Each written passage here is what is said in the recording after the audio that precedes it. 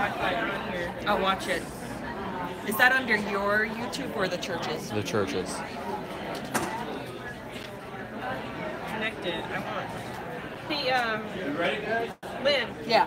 How do I pick a different Wi-Fi? Right here? Oh, yeah, that's right. Guys, I'm gonna go grab the seat real There quick. should now be no Wi-Fi. Yeah, go figure. Yeah. Oh, I don't want to connect. Hello, Mr. Angel. Hi. Jeez, you're already. I'm live. I'm live.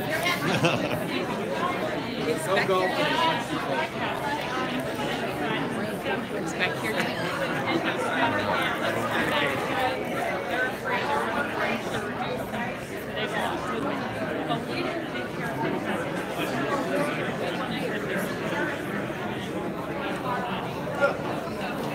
Hi, how's it going?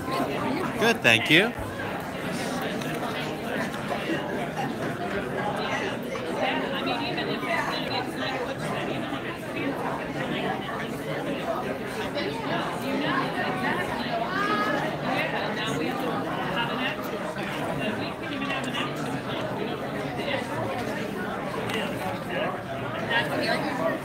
Hi, how are you, Jane?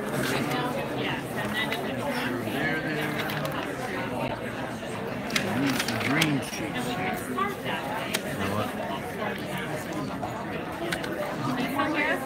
No, we're good here. We need green. Shannon's got the green. Are you sitting front and center? I want to sit front and center, yeah.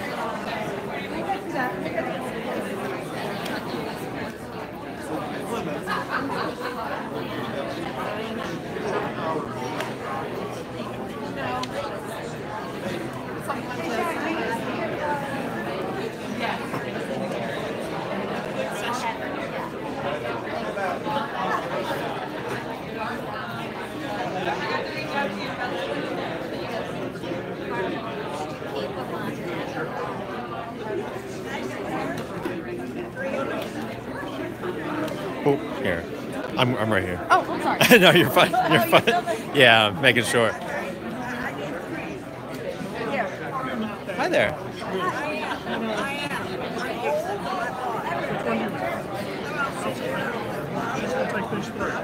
Okay.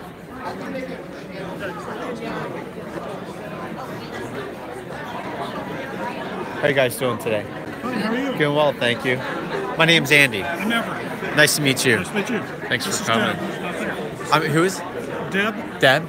Awesome. Are you videotaping? I am. Yeah, so we are live streaming this event. Yes. Yep, from this, right? Smile. Pretty cool, right? I think I got a new table. Yep, correct. So that viewers that are sitting at home are able to watch and be a part of the church as well. So it'll be great. So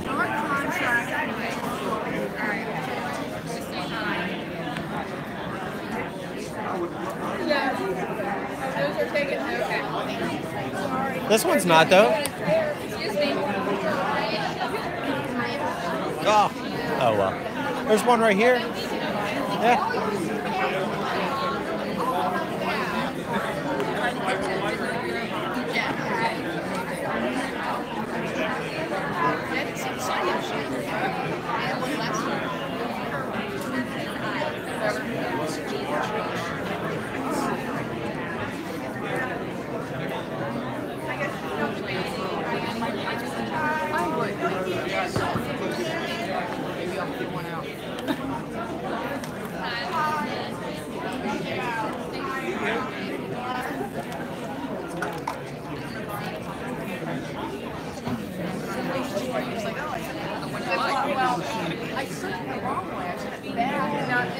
It's 5 o'clock. I was like, oh, I didn't set that right. At least I remember who said it.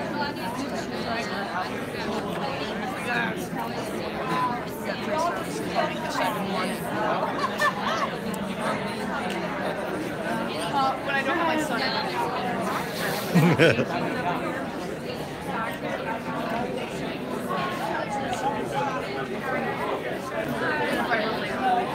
No, you're fine. 11's a little late for me.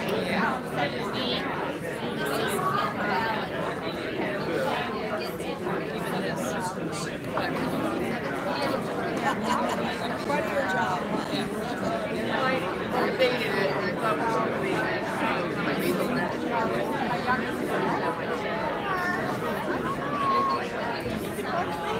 If I could have everybody's attention, we want to try to start the next session timely here. So for those of you who are here at 9:45, if you could take your leave perhaps. Thank you. And everybody else maybe take your seats.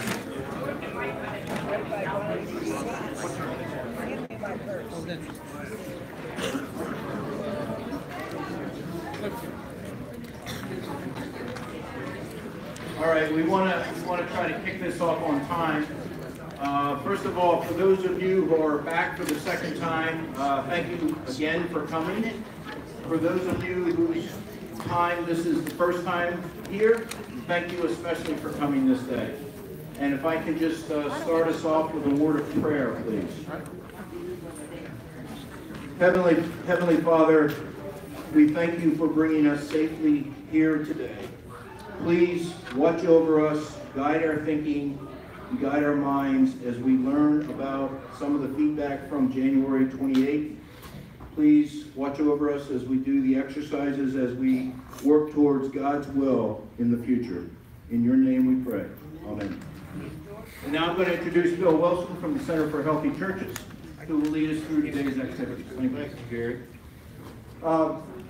How many of you, this is the first conversation you've been a part of? You were not able to come to the first one? Great. Thank you for trying this. We'll try not to scare you too badly. It would help if you're at a table with other folks, and if we could have at least 4 people at a table. So some of you may have to, because we're going to go around and ask questions. And if there's 8 people at one and 2 at another, they don't end anywhere close to the same time. Yeah, thank you for being willing. Yeah, we can pair up. You don't like the people at the table, it's a good chance to move, by the way.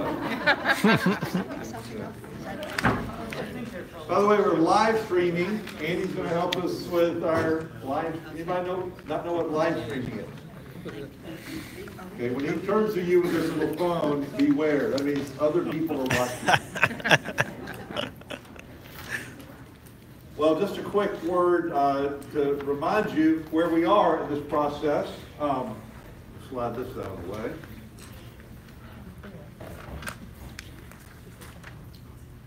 Back in January, we got together and talked about our path. We're going to hear a bit what you said then. On January 28th, there was a Super Bowl coming up, and I can't remember what happened. I know the Atlanta Falcons didn't do well. Seems like I heard something about this area did pretty well.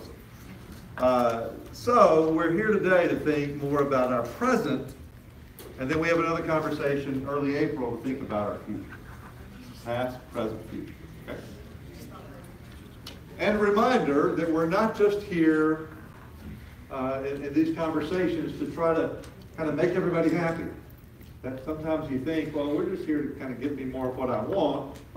We're really thinking about the not yets, if you will, the folks who are not in this room yet. You ever think about that? Like, who are they? Who would you like for them to be?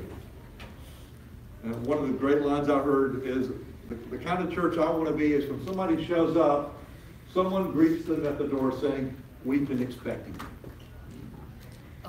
We've been waiting for you." Isn't that a great feeling? Versus, "What are you doing here? You don't look like us." So I'm always wanting a congregation to do what you're doing, which is look around the curve before there's a problem. Isn't it nice to be in a healthy church where people like each other? Some of you could give testimony to what it's like to not be in a church like that.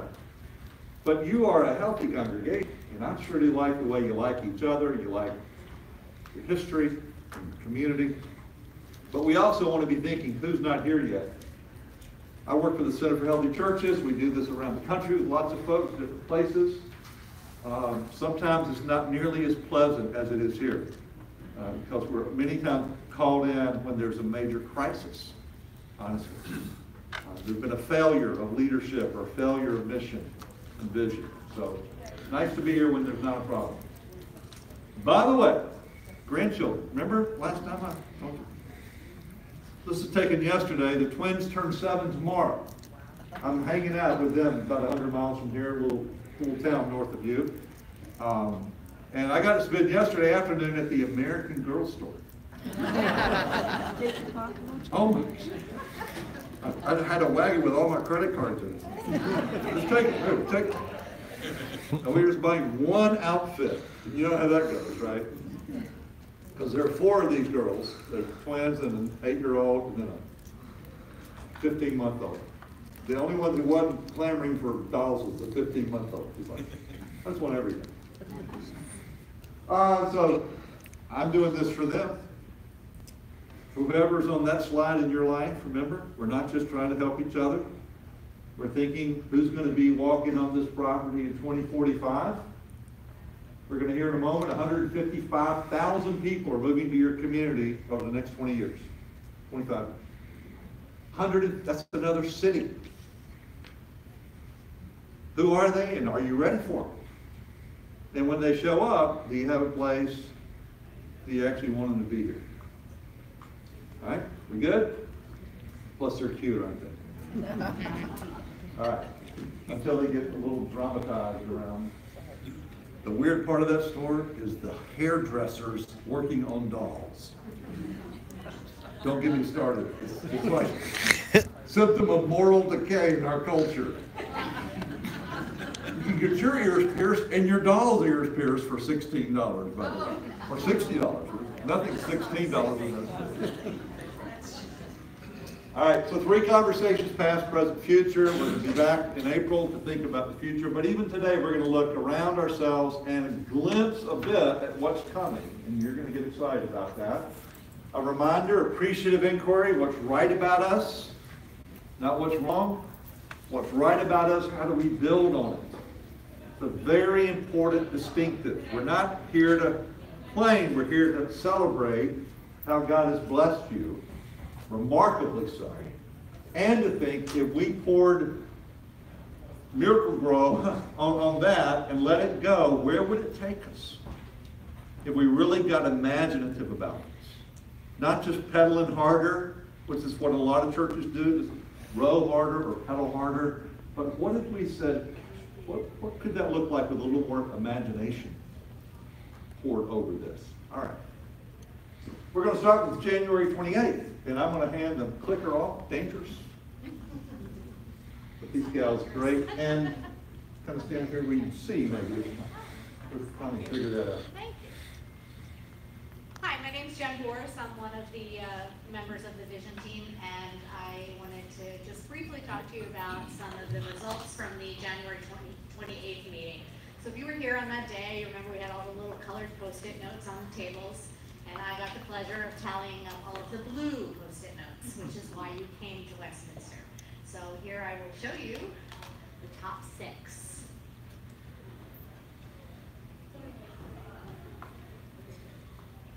Probably not anything that you'll find surprising. The top 6 were, actually the top 5 were 68% of the results, which I thought was very interesting. From there, it just kind of dropped off to things like location, parking, things that some people who moved here from the town in Westchester would appreciate. I didn't find any huge things that I found surprising on this. Angela is going to talk more about the correlation between why you came here for the first time and why you would have come back for the second time.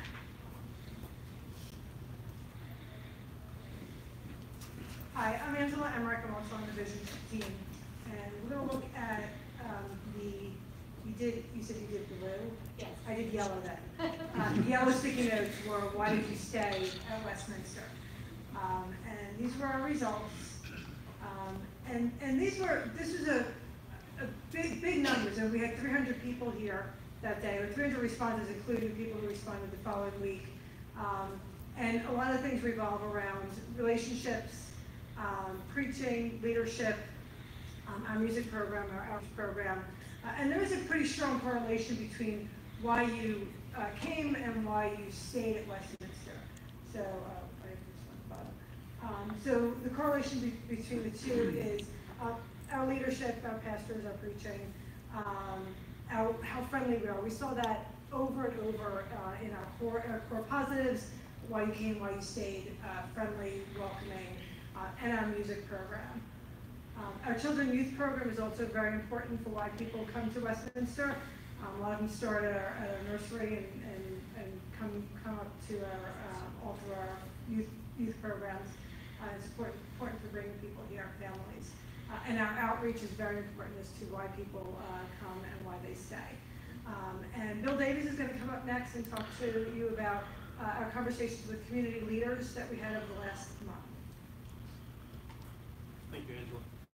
Bill Davis, and before I go on to the next slide, I just wanted to talk a little bit about what we did with the outreach committee. You know, the questions that we get here today are really about, you know, what's the congregation think. What we also wanted to do was to appoint an outreach team that would go out into the community and look at various organizations, various human services organizations, etc., and talk about what are some of the trends that they're seeing, what are some of the things that they're doing, what are the challenges that they're facing, the opportunities, and then also the needs. And you know, I will say that as we appointed this team, it was 4 or 5 people, but the outreach became the entire vision team going out into the community. We went out with teams of 2 so that we could not only listen and communicate effectively with the person that we were meeting with, and these were leaders in the community, leaders in their organizations, and but also be able to take really effective notes so that we could bring it back and hopefully be able to make it a part of our vision and mission going forward. And it is extremely rewarding. I will tell you that if you were part of it, you would find just how what a great organization, or what a great faith-based organization we're part of. We're really recognized in the community for the volunteer efforts and the many things that we're involved in. So let me just show you some of the people that we met with. As you can see, we've got government, local county government. We've got met with the president over at the Chester County Hospital, a couple superintendents at schools, human service organization, foundation organization, retirement community. I will tell you, these are just, right now, even since we've developed this slide, we've already met with a number of other people that you'll see, we'll talk about next time. Our next mission going forward is probably to talk to some faith-based organizations, because there's a lot of other organizations that are already involved in various charitable needs, volunteer needs, things that we can either work with them or they can work with us, try to join together.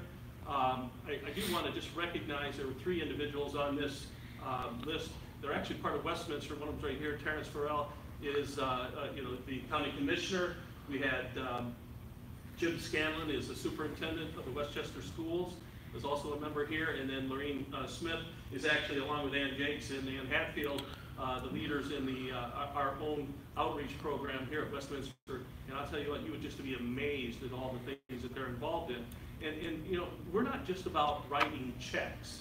We really, what we want to do is walk alongside these organizations, be involved in the volunteering. You take things like Bridge Academy down there. Our youth goes there once or twice a month, and Bridge Academy is in Coatesville. These are kids that come in there. Their homes are in many cases, the parents are on drugs, or they there's a lot of chaos in their lives, and they're looking for a place that they can just do their homework. They can hear, the kids talk to them about the faith, and Jesus, and what we're doing, and then helping them with their homework, helping them just feel like they're needed, but also getting the parents involved as well. So there's a lot of great things going on in some of these organizations, and we want to walk alongside them. So what did we learn from our interviews? Like I said before, I think what's working at Westminster, there's so many great things that are going on in addition to the volunteering. I can tell you our Christmas concert, I think, is world famous everywhere we go. And it's like, oh, we love the Christmas concert. So it's great that we're doing that. And again, the volunteering efforts, it's not just limited, it's like to the kids or mission to Mexico and all of these, Honduras, and I mean, there are so many volunteering efforts going on in the community. You know, whether it's driving someone, whether it's cooking meals, whether it's you know, going into Habitat for Humanity or over to Salvation Army, helping feed. There's just so many things that you all have to be so proud of what we're doing. So we are recognized, I will say, recognized in the community as a go-to organization. What's working in the community? What I found, and we heard this from a number of different people, say for example, helping out with AIDS in Philadelphia. There are 30 organizations in Philadelphia all fighting for resources to treat a common cause. Here in Chester County, they do a very good job of collaboratively working an issue and then drawing on a number of other organizations that are not involved in that to help.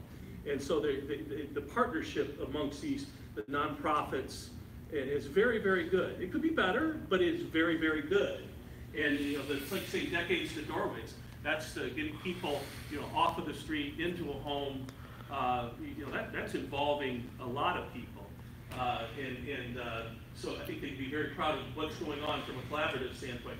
Generous giving. I mean, the community itself really wants to take care of the community. So I saw, you know, the Days of Caring, like I mentioned, Habitat for Humanity. That's not just our church going over there, that's people coming from all over. It's not just faith-based organizations, it's Westchester University bringing their students. Just, I mean, all over, there's a really spirit of caring and giving. For example, the Amigos group at La Comunidad Hispana, these are people that are actually were, you know, helped out by La Comunidad Hispana over there in Kennett Square. And there's a group there that gives 15 to 20%, 10 to 15% of their incomes back to that organization because of what it's meant for them. So again, giving people, even at the lower levels. Sorry about that. So what do we learn? That we can obviously continue to work together. And I mentioned that we're gonna get together with some of the other, Willowdale Church, for example, does a lot. We heard that. So we want to talk to some people at Willowdale Church and some of the other organizations, say, what are you doing? How can we work with you? How can we help support the issues? Again, we don't want to just write checks. We want to get things moving. We're a convener for action. And again, the focus on the youth. I mentioned the Bridge Academy, but the farmhouse project is a new one where they're going to take an old farmhouse over here, remodel it. I think there's like $1 million that's been allocated to it, build some kitchens, other types of things, and people that have come out of foster homes that don't have life skills, help those people learn how to cook a meal, help them learn how to get around the house, how to make sure that their living quality is good, not just throwing them into an environment where they don't know what to do. And the key is, no matter what, be an advocate for the cause and speak out.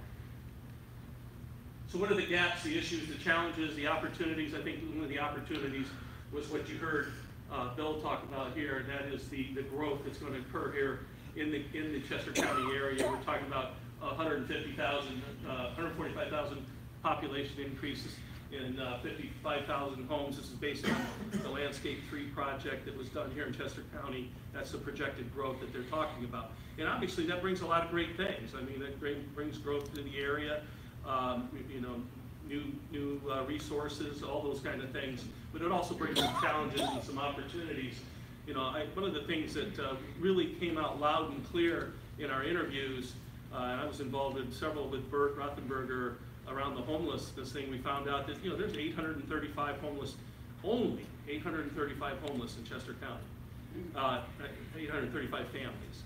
And we can, the foundations and several of the people we talked about said, this is something that we can really work at and solve if we have the right people getting together in a room, bringing the resources together and talking about what it's going to take. And one of the things that we heard was that affordable housing is an issue. You know, unless you're going to Coatesville, you can't get a rental place around here, an apartment for less than $1,000. In most cases, it's $1,500 or more. And that obviously leaves some people out on the bottom end of the financial scale. And that's certainly, as you look at what in Chester County, there's a tremendous amount of wealth here and a tremendous amount of really wealthy, giving, caring people. But there's also some people that are on the other end of the scale that are, you know, victims of poverty, the differentials in the income, and you know, we've got to figure out a way to help those people join the community to be able to be productive and you know, living good, healthy, quality lives. You look at technology and you say, cell phones and social media, what a great thing for the world. I'll tell you what, it's also got its challenges. If you look at social media and bullying in schools and what happens, you know, these people, and I think we've done a commendable job with our landing program that takes place on Thursday evenings, but there's more that can be done to help people of the awareness of what some of the negatives of this technology. You certainly look at cell phones, you say, oh, that's so great, I can get a hold of my kid at any time. Well, your kid, say in Coatesville, it's part of the Bridge Academy, what the interview told us was that they're finding that these kids have access to pornography at an early age with no accountability at home. That's a travesty, because what comes out of that is that they don't respect women the way they should. And out of that, we have a lot of other things that happen that's no good. So again, could we have educational programs that we're doing here that we help, as we talk to the superintendent at both the Unionville schools and the Westchester area schools, they say there are things that we can do to work together to make sure that the awareness and the education helps these people, you know, use it the right way. Mental health. Mental health, you know, when I went in to talk with Michael Duncan, who's the CEO over at Chester County Hospital, I expected the #1 problem that he would have, that he said was going to be drugs. I just thought that's absolutely the drug problem is going to be the issue. No, the issue is mental health. He said there's no reimbursement for it right now. You know, there's a focus on the drug side of things, but and I think we've just heard the communication recently with Parkland shootings and the mental health issues, and it's all of a sudden got some awareness, but there's no money behind it right now. And he said, in fact, that the only psychiatrist he has one psychiatrist on the floors. There's nobody in the emergency room, and he used the example of when these people get dropped off at the front door of the emergency room and they come inside, there's no one they can talk to. In fact, what they have to do is they hook up the television, it's called Telesite, to the University of Pennsylvania so that they can talk to someone. And he said, tell somebody that's a mental health patient that the person you get to talk to is a television. He said that they don't want to do it. And so, you know, are there resources, is there studies, is there things that we can do to start bringing the right, you know, resources to bear here? So certainly mental health. Transportation, you know, you think, geez, we're living in this, we're right in front of one of the great highways over here, 202. We've been a real beneficiary of the 202 for our growth, but there's really not a great public transportation system around here. And if you're a single mother and you're trying to get to your job, or if you're an aged person and you're trying to get to your appointment at the hospital, you know, there's not a lot of great public transportation here. We talked about that. That was one of the things that Michael Duncan mentioned as well for the hospital. And he wasn't even aware of the Zoom project, which we're involved in actually, which is volunteer drivers for this program. And I think we heard that over and over and over, that was a necessary thing that we could all address. And so it looks like we could bring some resources, some of our own volunteers to be involved in that. So that's a great opportunity. And then finally, of course, I'd be remiss if we didn't mention the substance abuse, the fact that it doesn't start with opiates necessarily. It starts with the alcohol, and then maybe the marijuana is the gateway drug, and then the next thing you know, they might be taking drugs out of the drawer of their parents. Some of the you know, the opiates that then all of a sudden they can't afford or can't find, and so then they reach out and there's somebody there more than willing to sell them heroin at a very inexpensive inexpensive price, and we think, well, that's somebody else's neighbor. No, it's not your neighbor. It's everybody's neighbor. And we have to bring resources to bear on that, and also awareness, education, lots of things that we can do here as a group of people, not just our pocketbooks. So what are some of the quotes that we heard? We heard that Westminster and other faith-based organizations are the moral compass of the community. They keep us aware, like the gun awareness program, the gun violence program. I think I drove up to drop off some food the other day, and there was a gun program going on here.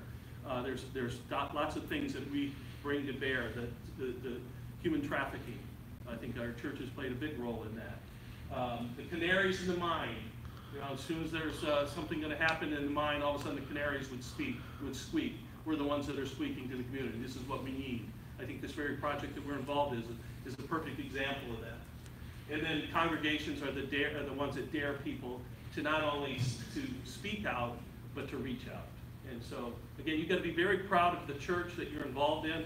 I tell you, this has been a real awakening for me, just how much we are involved in things.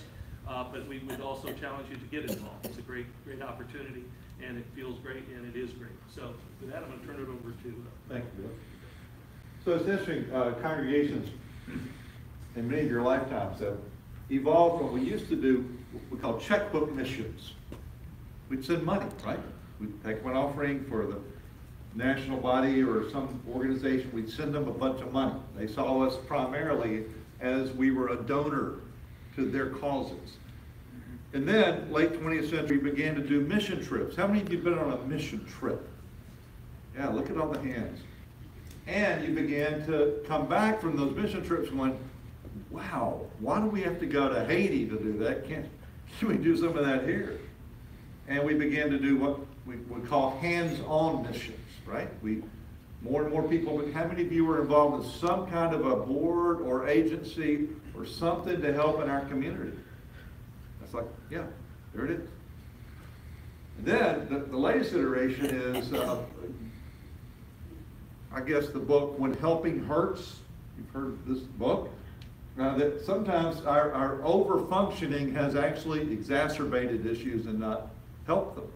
And so now the kind of non-naive approach to how do we really engage the mission of God in this city without making things worse. And one of the things this group found when they went out and listened was, you're one of the people who do it right. We just want you to do more of it.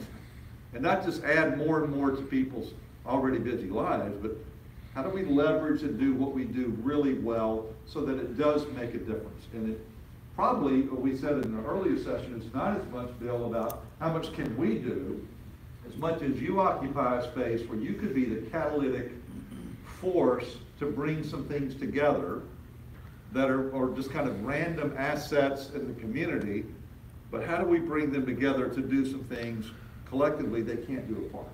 Period. And thank you all of you for all the work you've done. There are about a third more of the list to go, so there's more work out there to be done. All right, so we're looking, if you will, out the windows into your community. And part of what we're discovering is our core positives, which these were the things that came out of our first conversation. Our core positives are things that really do translate well to the not yets. Are people looking for belonging, acceptance, and community? Duh. Bill, of course. Center for Disease Control last month issued a statement that said they predict by 2030 the #1 public health issue in the United States will be loneliness. CDC, really? What do you think? Are we good at the loneliness business? The anti-loneliness business? You betcha. That's our sweet spot.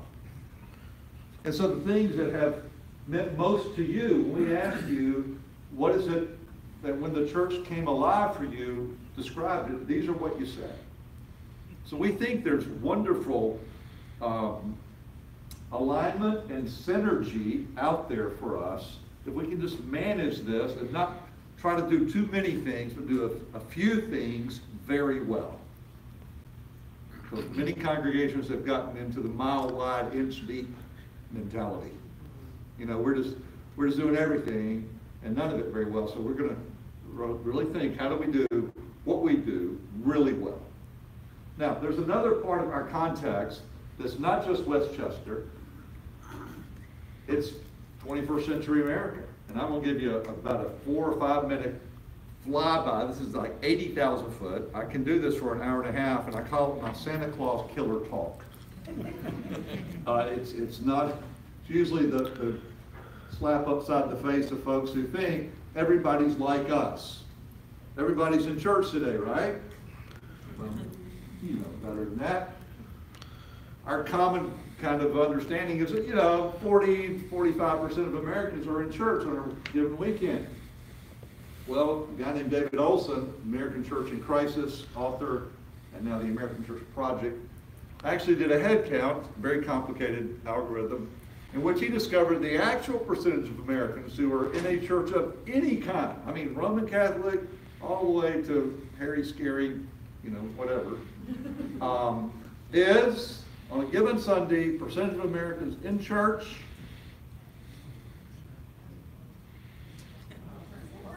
17%. Which means 83% are at the soccer field.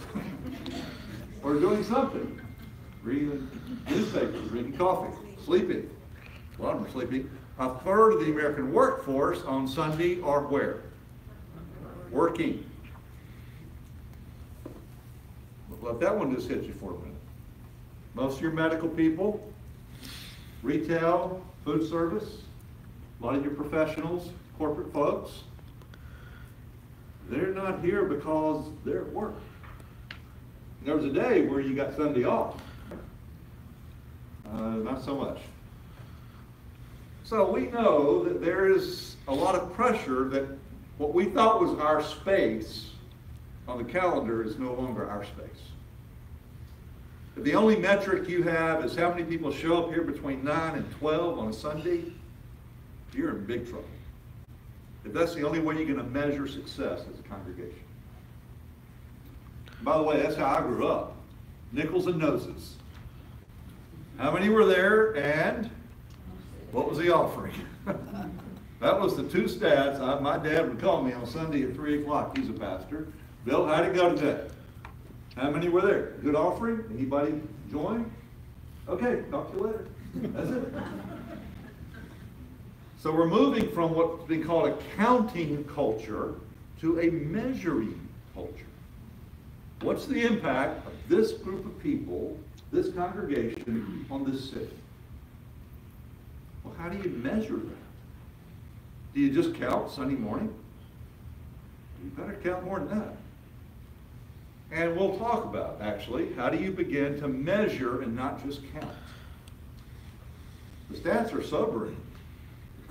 Because if you're a mainline church, and you are, can you read that number for me? The percentage of Americans who are attending a mainline church, Presbyterian, Methodist, Episcopal, Lutheran, is 2.6% of the people in the United States on a given Sunday. Now, that's not to say only 2%, 2.5% go to church. It's just that there are other places. The frequency of attendance is dramatically dropping, right? Or do y'all still get perfect attendance pins here? How's that working? No, we don't do that. Because, the reason we stopped is not that they got expensive, is that nobody got them. It went from there wasn't anything else to do on a Sunday, but there's 53 things to do, and they're not all just staying at home, sleeping. My goodness. And by the way, that number has dropped by about 50% in the last 40 years. You're a rare exception to the PCUSA culture. Do you know that? You should be very thankful. Like on your knees, thank you, God. At night, thankful for your congregation. If you think, well, yeah, we're different, we're a different kind of world. No, 17.1% of Pennsylvanians are in church on a given Sunday? At a height, the largest in the country is Alabama, God bless them. 26%, so great, 1 out of 4. That's the best we got. Now nationally, all the pink states are the states where the percentage of people going to church is increasing, and all the blue states are where the percentage of church goers is decreasing. Yeah, the pink crowd's a little hard to find. This is a national issue. A lot of times people will say about this time, I thought it was just us.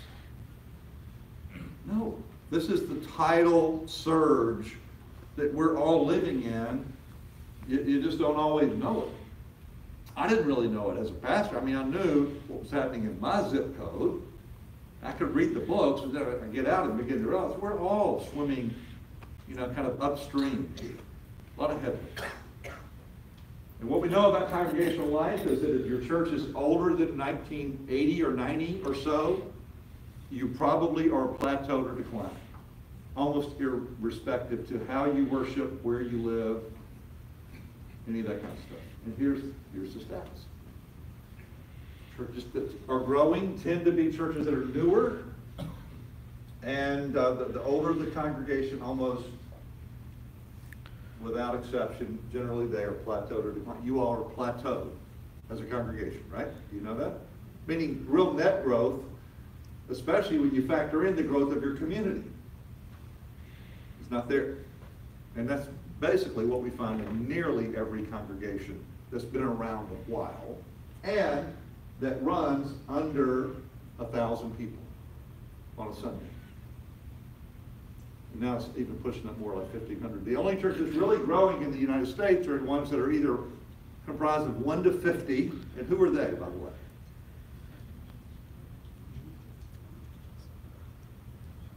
Non-denominational. Online? What's 1 to 50 mean? New attenders. Under 50, they are church plants or church starts for the most part. This is not mom and pop, country church. This is generally new church starts. Which you understand. You have 25 people meeting in your den and a family of 5 joins. You just had a 20% growth rate this year. You're suddenly at the top of the bell curve. I mean, you're way up there on the end. So generally, there's smaller churches or churches running substantially large congregations on Sunday. Even there, the growth rate's not real strong. Right? This is the "we're not in Kansas anymore" moment. This is not 1958. This is 2018. The 60 years that have passed have dramatically changed the landscape in which we are doing our business. We've just kind of been ignorant about it, honestly, most of us, or thought it was something that had to do with us. By the way, the megachurch phenomena, this is a study by megachurches, 25 of the largest churches with Leadership Network. You can find that, just Google that line up there at the top, you'll find it. Parker Seminary up in Connecticut ran the study.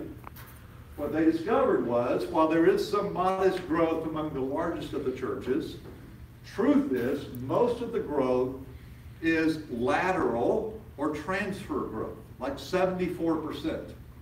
Now, what do I mean by lateral? From one church to another. It's people joining, either they move to town and join, but more likely they live in town, they get unhappy with their congregation, or it's called upgrade growth. You have paid band, choir, whatever, and ours is volunteer, and we're going to upgrade to this thing.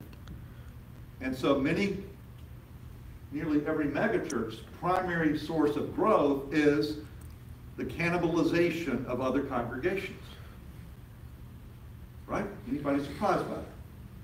The other 20% of the growth comes from biological growth. Children, spouses. So 94 to 95% of the people who attend a megachurch either came from another church or were part of a family already. And the control group, Well, churches like yours, it was 95%. So before we get too smug about this, let's admit that the vast majority of people in this room who are part of this church came from one of those two doors as well. You either transferred in or you were part of a family that joined the church, right? How many people in the room came to faith for the first time in Jesus Christ when they joined this church as a non-child? And it's always going to be one or two people in a room this size. So what does that tell you about our business? Who are we mostly marketing and collecting? People who already believe, and we attract them from other churches. Sometimes we benefit from somebody else's conflict, or we get the hot preacher or the hot choir, you know, and the nomads kind of follow that around. And the truth is, even the inactives, we do about as well as mega churches. The truth is, our market share, if you will, of the United States is dramatically shrinking. The population is growing, and our impact on non-church, non-Christian people is minimal. They are not buying what you're selling or what I was selling as a pastor. It was a rare day when someone walked up and said, you know, I want to be a part of a church. I've never been in a church before. When was the last time that happened to you? It's kind of rare. So in effect, we're just rearranging deck chairs, aren't we? If this was your business, what would you say about your future as a business? Hey, anybody awake? It's a little frightening. Be a little frightening. Now, remember I said this is the Santa Claus killer talk? This is also the scare you to life, not scare you to death talk. Because some things do frighten us, and what's the result? Life. Like I was in the ER one night with a guy saying, you got to change your lifestyle because that heart thing is not going away. It scared me to life. Anybody had that one happen to you? Or a spouse or a child says, if we don't change, I'm done. Scare you to life. So congregations need to have this come to Jesus conversation occasionally to say, you know, just pedaling harder and doing the same old, it ain't working. It works pretty good, but it's all illusory in the sense that we're not really impacting our culture. And what you're finding, you'll hear and we'll talk about, is you are uniquely positioned to actually shift that move and say we want to engage our city. We want to engage people who are non-believers, non-faith people, in a healthy way. We're scared to death of being called crazy people, right? I mean, the word evangelism, how does that make you feel? A little nervous? Because it does. But it is part of the call of being the church, to engage people with life-giving good news. And you're ready for it. By the way, it ain't going to be like it used to be. Just put on better programs, they'll come. What we know about younger adults, especially young people, they're less interested in the things that you and I are doing as church than ever before. What is growing is people who are spiritual but not religious, meaning you ask them, do you believe in God? And the answer is, yeah, sure. Where do you go to church? And the answer is, outside. Out in the park, on the golf course, in my sailboat, in my backyard, with my family. In fact, church is seen as being harmful to their spirituality because much of what they hear about church is what? Not so good. The people making the news don't make us look real good for the most part. And they're a little frightened of you. They think you're weird, actually, because you come here and somehow we got to help them with that. The larger picture is religion in the United States is in a pretty steady decline for about 60 years, and that's just part of what we have to acknowledge, right? Our place of privilege is gone. We're in a post-Christian, post-denominational, post-church culture.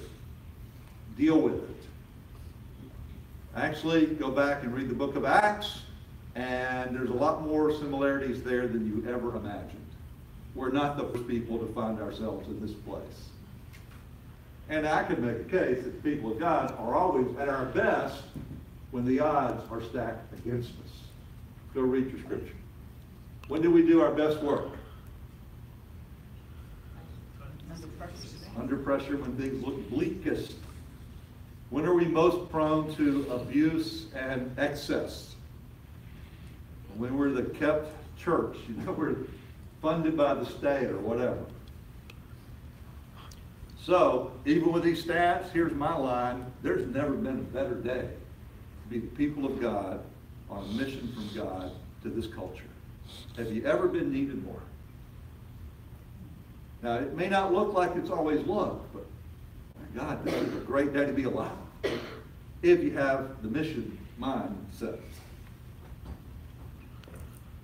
Outside, we use the window. Inside, we're going to do a little more work here in a few minutes using a mirror. Now, how many of you love looking in the mirror? Usually it's a little humbling, and that's probably true for churches. We do want to do a bit of some assessing of ourselves. So how are we doing? Before we jump into this future focus, how are we doing at being the church? So here's the way I want you to think about that. On the table is a yellow piece of paper. If you grab one of those, everybody, this is called, it's a real simple tool called a Kool-Aid sheet, simply because keep, add, improve, drop. 2 pages. You see the 2 pages? Front and back. What we'd like you to do is pick a particular area or ministry or quality of your congregation. And on the table is also a white piece of paper that's got every possible thing you do as a congregation. If you need some help finding a ministry area, or you can pick one of these. Let me show you an example. We'll look at the core positives again. What we're trying to do is just prompt you with these questions. Don't feel like you have to answer them all. Here's an example of a lady who filled one of these out about the ministry or value of hospitality. Which is what? Hospitality. How you welcome people, how friendly you are. So I want you to pick an area that you feel pretty good about, by the way. So she said, well, I love having greeters at our doors who actually know names. Did you know that one of the key things about people who are first-time guests at your congregation, you have about 30 seconds to make the first impression. It actually starts up there at your parking lot, and then when they come on property, how are they greeted? And I noticed you have first-time visitors, right? So, is it first-time visitors out there? Yes. Yeah, which discourages the perpetual visitors. I'm not going to join because I want visitor parking. I had a guy tell me, yeah, I've been coming 9 years, I'm still parking visitor parking. But you have people who greet. You have people who, you have a good sign. Hey, could we add some signage in the building? She said, my daughter came from, LA and couldn't find the nursery. She took her 30 minutes, kind of thing, because didn't know interior signage. We all know where the nursery is. She didn't have a clue. Other things, name tag Sunday, whatever. Could we have an online church directory? Actually, I talked to her. She said, what I really want is facial recognition software and an earbud that tells me who everybody's name is when I see them. I said, I want that. I'm your pastor. But is there a way for us to make on my phone an app where I can pull up someone's name and see them instead of having to have that paper directory? By the way, there is. And we were able to do that. It's a good suggestion. Other things, she didn't like the way we greeted guests. She was right. It was embarrassing, raise your hand, whatever. So that's the point, right? So have 4 squares, if you will. You pick the ministry area. Pick an area that you feel pretty good about, or pick one of these. Remember these 6 core positives? You could say, hey, when it comes, oops, where'd they go? If we're a courageous, fearless church, how would you improve that? What would you keep? What would you add? What would you drop? Or it could be a specific thing. Some people say, I want to pick, I don't know, Sunday worship. How about it? When we did this at our church, I told one of the guys, said, can I do landscaping? And I said, sure. Actually, he took it home and brought it back with an 11-page addendum. He said, I've been waiting 15 years. And man, he was loaded. And some of his help was very helpful, some of it not so much. But you understand, so you pick an area or a ministry or a quality you'd like to give us some response to, especially if it's an area you feel kind of good about. I'm going to give you, how about the next 7 or 8 minutes individually to work on this. You pick an area that for you is an area you'd like to talk about. Try not to talk too much out loud, write about it, and then we'll talk about them around the table briefly. Ready, set, go.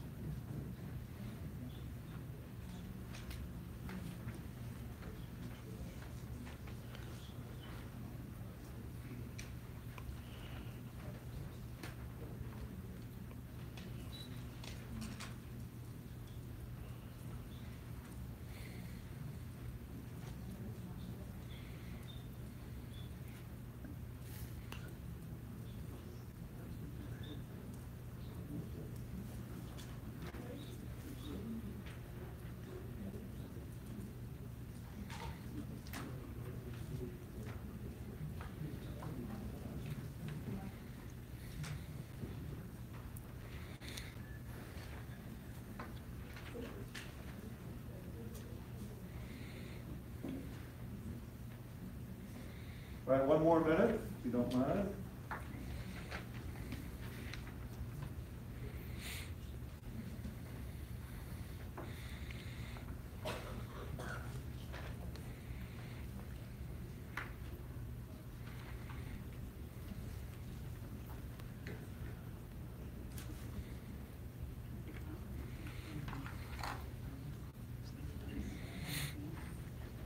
And even if you don't finish, you're welcome to keep that and bring it back to us later. You've got a mailbox, we can put those in. So I'm curious, how was that for you, that little exercise in keep, add, improve, drop? Did you find yourself with anything to say? Is it hard? A lot of thought, yeah, not easy. We're not really trained to do this very well. It was hard to decide what to pick. First, yeah, just to decide what ministry area to pick or quality. And because our church is so vibrant and we're doing things so well right now, it's really hard to see what are we really missing. Yeah, it's hard, you don't know what you don't know, kind of thing. Right. Yeah, that's true. So that's interesting. One of the things that the team needs is a wide array of thought. So the line is the wisdom's in the room, but no one's got it all. You know, so it's the old Romans 12 passage. Everybody is a part of the body. Everybody is part of the body, and we need your part. So your contribution matters. Your thoughts, now, not the only one that matters, and every piece in the jigsaw puzzle fits, right? But it takes a lot of different perspectives. So here's what I'd like you to do, if you don't mind, for just a few moments. Give you a choice. Well, actually, let's just do it. Go around, if you would, quickly, and just share with each other, what did you learn, even from yourself, as you began to think, keep, add, improve, drop about ministry? What was an aha for you that you thought, yeah, I hadn't really thought about that, but the more I think about it, I really do believe this is a good thing to keep, add, improve, or drop. All right? I'm just going to give you like 30 seconds each, so this is a quick conversation. What did you learn from yourself as you filled out the sheet? There you go.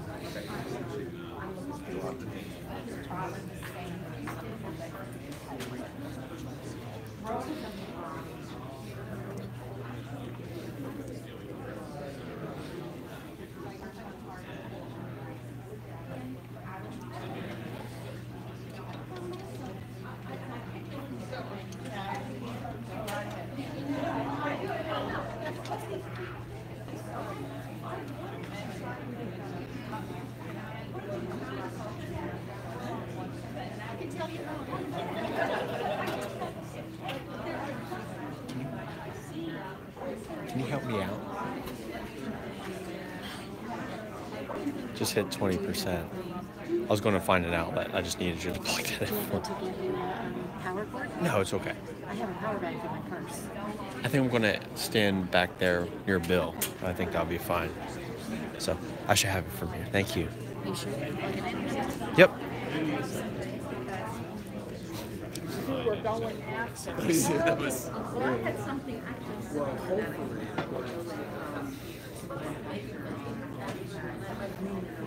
I have 20%. Take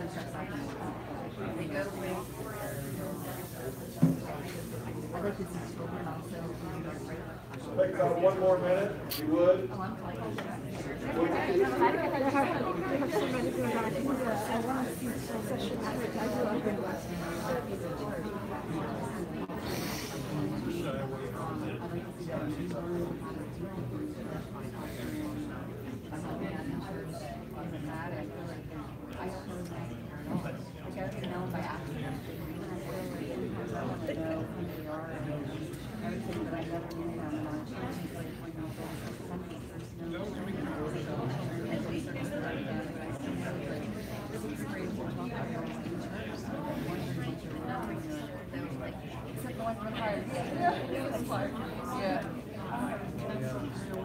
Yeah, they are. And I did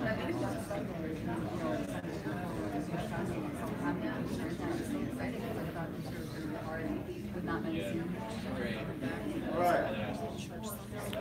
Thank you for that.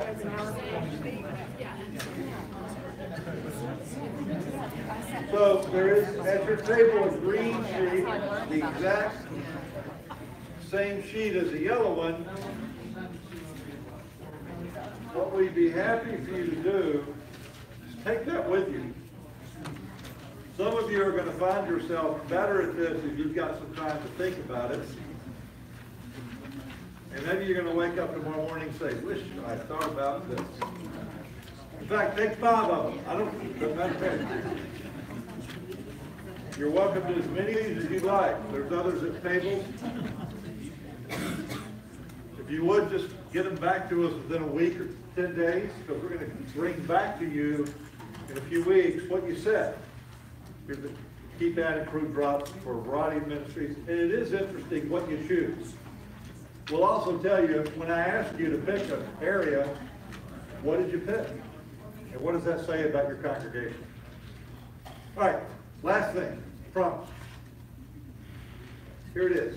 I want you to imagine this week you're in the grocery store and somebody walks up to you and says, I'm Bill Wilson. Tell me your name. Hi, Jeff. I'm new to town. You go to church anywhere? Oh, yeah. Where do you go? Yeah, what's the name of it? Westminster. Tell me about your church. She got 30 seconds. Because I got to get the milk and bread to get back home to the kids. Go. So, it has everything you could possibly.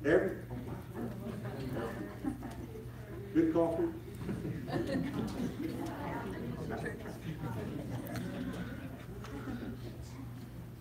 Turn it back on me. Good. I want to go somewhere where I get something out of the service. I'm tired of, fluff and puff.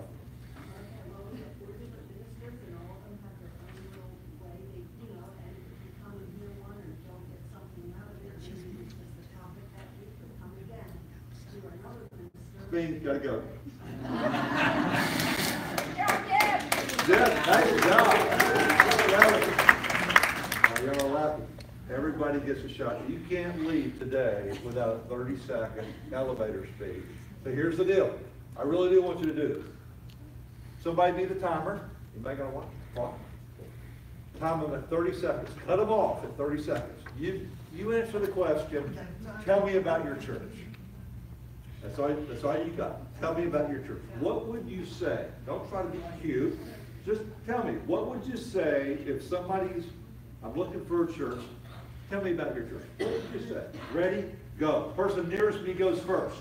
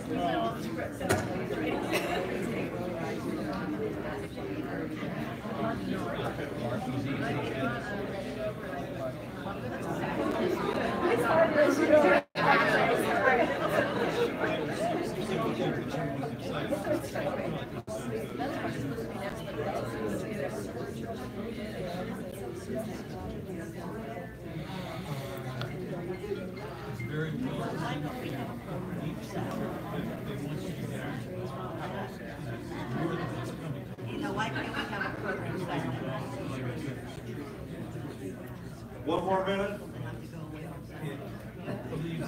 What, 30 seconds, 30 seconds? You know what, I think I'm gonna put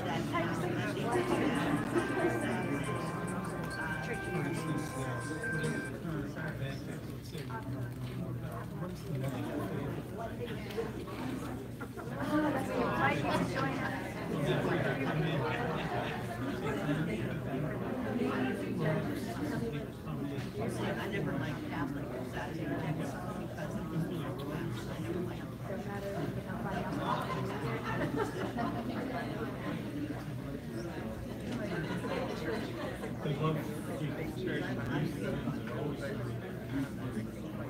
All right.